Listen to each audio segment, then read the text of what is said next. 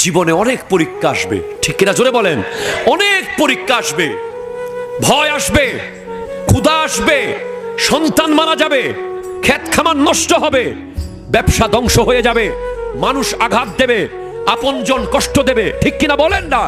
সারা জীবন যাদের জন্য করেছেন তারা বলবে কি করেছিস, তারা কি বলবে? ইস, তখনই আপনার জন্য ওয়াবাশশিরিস সাবিরিন, ধৈর্য ধারণকারীদের জন্য রয়েছে সুসংবাদ। আল্লাযীনা ইযা আসাবাতহুম মুসিবা, যারা মুসিবতে পতিত হয়, যাদের সামনে শুধু মুসিবত মুসিবত মুসিবত আসে, মুসিবাতুন ক্বালু, তারা মাথা ফাটাই ফেলে না, তারা ছাদ থেকে লাফ দেয় না, তারা হাই হুতাশ করে না, তারা এলাকায় গিয়ে ত্রাস সৃষ্টি করে না, তারা বাবা মাকে মরে যাব, কেটে ফেলবো, মেরে ফেলবো বলে না, তারা যাই নামাজে গিয়ে বসে যায়, বসে গিয়ে বলে ইন্না লিল্লাহি ওয়া ইন্না ইলাইহি রাজিউন।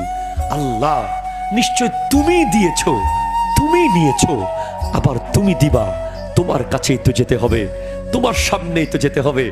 তুমি ঠিক থাকলে হবে ব্যবসা যাক, তুমি ঠিক থাকলে হবে সন্তান যাক, তুমি ঠিক থাকলে হবে চাকরি যাক, তুমি ঠিক থাকলে হবে আত্মীয় চলে যাক, তুমি ঠিক থাকলে হবে সব চলে যাক, তুমি ঠিক থাকতে হলে জীবনও চলে যাক। সেটাই বলেছে ফিলিস্তিনের বাসিন্দারা, আল্লাহ তুমি রাজি হয়ে যাও, সব বিসর্জন দিতে প্রস্তুত, ঠিক কিনা কথা বলো?